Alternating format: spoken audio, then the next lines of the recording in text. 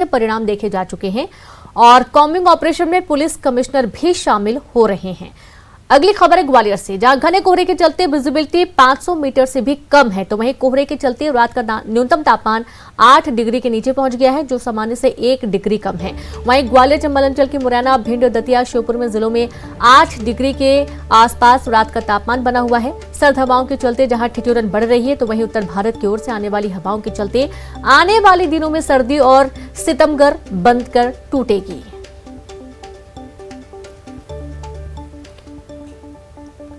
और संवाददाता सुशील कौशिक जुड़ गए हैं लाइव। सुशील, और ज्यादा अभी सर्दी पड़ने के आसार हैं। हम ये अभी भी देख पा रहे हैं कि बहुत ज्यादा ठंड पड़ रही है, लोग इसका आनंद भी उठा रहे हैं, लेकिन कई लोगों को परेशानियां भी हो रही हैं। सुशील, बिल्कुल, देखिए ग्वालियर चंबल अंचल में इस बार बारिश बहुत हुई है। यही वजह कि अब सर्दी का असर भी लगातार बढ़ रहा है। आप देख सकते हैं कि इस वक्त 7:30 बजे हैं, लेकिन विजिबिलिटी अभी भी अगर देखें तो 500 मीटर के लगभग बनी हुई है। और शहर अगर देखें तो ये सड़कें आसपास की कोहरे की आगोश में अभी भी लिपटी हुई नज़र आ रही है।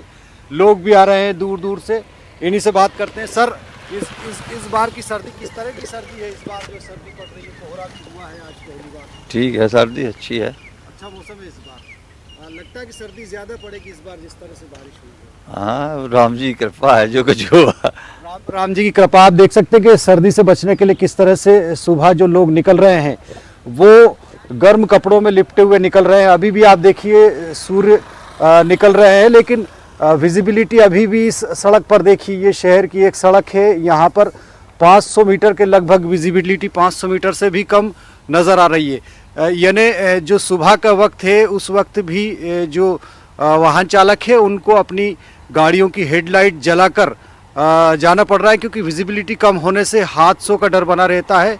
और जिस तरह से ग्वालियर चंबल अंचल में इस बार बारिश का मौसम रहा था, बारिश हुई थी, तेज़ बारिश, उसी के चलते अब जो है सर्दी भी लगातार बढ़ेगी। बीती रात का तापमान अगर देखें तो ग्वालियर में 8 डिग्री रहा था। इसके अलावा ग्वालियर चंबल अंचल के जो अन्य शहर है, चाहे भिंड, मुरैना, दतिया, सभी शहरों में तापमान जो है 8 डिग्री के आसपास रहा है रात का तापमान।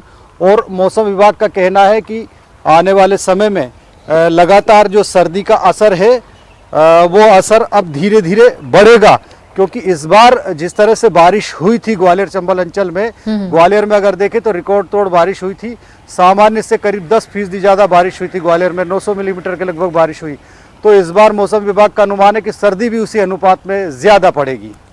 और वैसे भी देखा जाता है सुशील कि ग्वालियर चंबल अंचल में प्रदेश के अन्य जिलों की अपेक्षा ज्यादा ठंड होती है, और इसकी वजह से कुछ दिक्कतें होती है, यातायात प्रभावित होता है। कई बार ये भी देखा जाता है कि ट्रेनें भी देरी से चलती हैं, इससे भी परेशानी होती है लोगों को।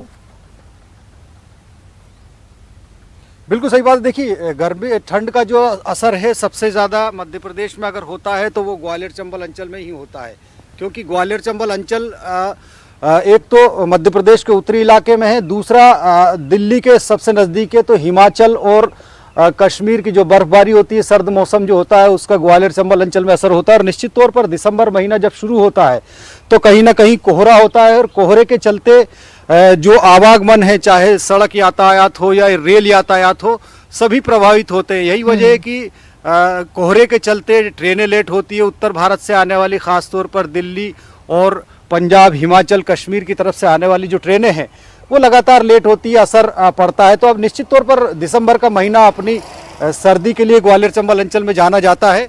और देखिए, और भी लोग हैं किस तरह से निकल रहे हैं।